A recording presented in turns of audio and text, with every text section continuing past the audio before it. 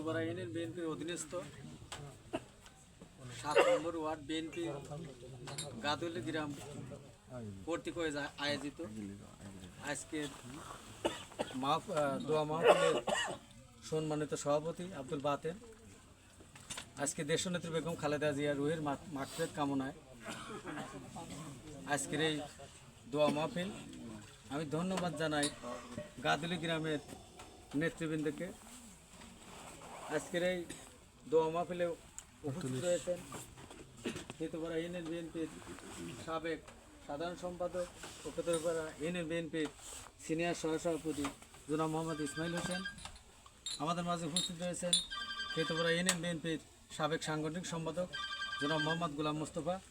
আমাদের মাঝে উপস্থিত রয়েছেন খেতুপাড়া ইউনিয়ন বিএনপির সহসভাপতি জনাব মোহাম্মদ ইনুস আলী মাস্টার। আমাদের মাঝে উপস্থিত রয়েছেন খেতুপাড়া ইউনিয়ন বিএনপির সহসভাপতি জনাব মোহাম্মদ আব্দুল মান্নান। আমাদের মাঝে উপস্থিত রয়েছেন খেতুপাড়া ইউনিয়ন বিএনপির সহসভাপতি জনাব মোহাম্মদ আলম কাকা এবং আমাদের মাঝে উপস্থিত রয়েছেন খেতুপাড়া ইউনিয়ন বিএনপির সহসাধারণ সম্পাদক জনাব মোহাম্মদ ফরিদ আহমেদ ফকির। আমাদের মাঝে উপস্থিত রয়েছেন খেতুপাড়া ইউনিয়ন যুব দলের সংগ্রামী সাধারণ সম্পাদক রানা মির্জা এবং আমার সাথে যারা এসেছেন তারা রিজাউল করিম, খোকন মোল্লা, স্বেচ্ছাসেবক দলের সেক্রেটারি আজাদ, টেলিস আহমদ সহ উপস্থিত সকল নেতৃবৃন্দকে জানাই আমার প্রাণের প্রিয় সংগঠন বাংলাদেশ জাতীয়তাবাদী যুব দলের পক্ষ থেকে সবাইকে সংগ্রামী শুভেচ্ছা অভিনন্দন। সংগ্রামী নেতৃবৃন্দ, আসলে এই নির্বাচনের ক্রাইটেরিয়া বা এই একটা প্রজ্ঞাপন জারি হয়েছে যে আসলে ওই 3 সপ্তাহ আগে ভোট চাওয়া নিষিদ্ধ। সেই জন্য আজকে আমরা উপস্থিত হয়েছি কিন্তু আমাদের প্রিয় নেত্রী দেশনেত্রী বেগম খালেদা জিয়া যে দেশের 3 বারের প্রধানমন্ত্রী ছিলেন, সেই প্রিয় নেত্রী যে এই দেশের মানুষ যাকে নাম দিয়েছেন দেশনেত্রী বেগম খালেদা জিয়া, নাম দিয়েছিলেন দেশনেত্রী।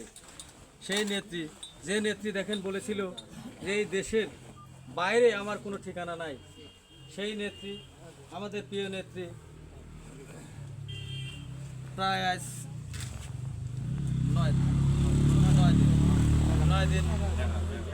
11 দিন ইন্তেকাল করেছেন। তাই রুহির মাগফিরাত কামনা করে আজকের এই দোয়া মাহফিল।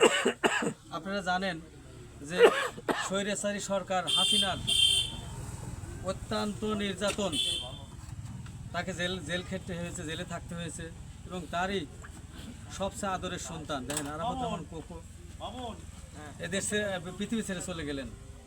তারই ছেলে তারেক রহমান দীর্ঘদিন প্রায় 17 বছর দেশের বাইরে ছিলেন।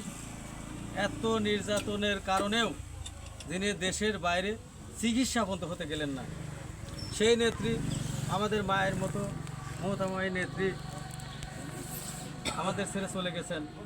এবং সে দেশের জন্য কি করে নাই। এশিয়া মহাদেশের মধ্যে সবচেয়ে জনপ্রিয় নেত্রী দেশনেত্রী বেগম খালেদা জিয়া। তার জন্য আমরা প্রাণ খুলে সবাই দোয়া করব যাতে আল্লাহ আমাদের নেত্রীকে মাফ করেন এবং জান্নাতবাসী করেন। সবাই মিলে প্রাণ খুলে দোয়া করবেন তার জন্য, আল্লাহ যেন তাকে মাফ করে বেহেশতে নসিব করেন। উপস্থিত সকলের সুস্বাস্থ্য কামনা করে আমি আমার সংক্ষিপ্ত বক্তব্য শেষ করছি। শহীদ জিয়া অমর হোক, দেশনেত্রী বেগম খালেদা জিয়া অমর হোক, তারেক রহমান জিন্দাবাদ। সবাইকে ধন্যবাদ। আসসালামু আলাইকুম।